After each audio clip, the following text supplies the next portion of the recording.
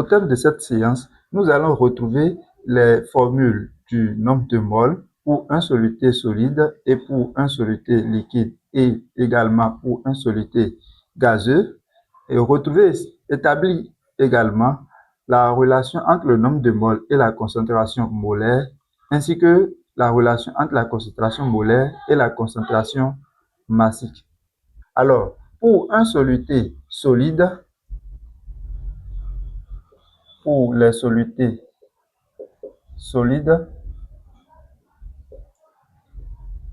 ou liquides, le nombre de moles est donné par la formule N égale à petit m sur la masse molaire moléculaire. Pour les solutés gazeux,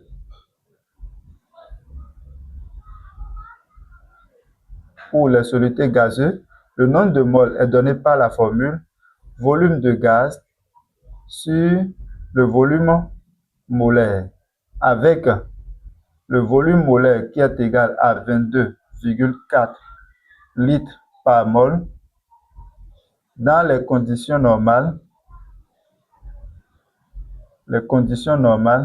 de température et de pression. Alors, pour ce qui concerne la relation entre le nombre de moles et la concentration, nous savons que la concentration C est donnée par la formule petit n sur V, avec V, le volume de la solution. Or, pour les solutés solides ou liquides, nous savons que le nombre de moles est donné par la formule petit m sur grand M. Ainsi, on peut trouver la concentration molaire qui est égale à la masse de soluté sur le volume de la solution fois la masse molaire moléculaire. Or, nous savons aussi que la concentration massique est égale à la masse de soluté sur le volume de la solution. Ce qui nous amène ici à trouver la concentration molaire C qui est égale à la concentration massique sur la masse molaire moléculaire du soluté.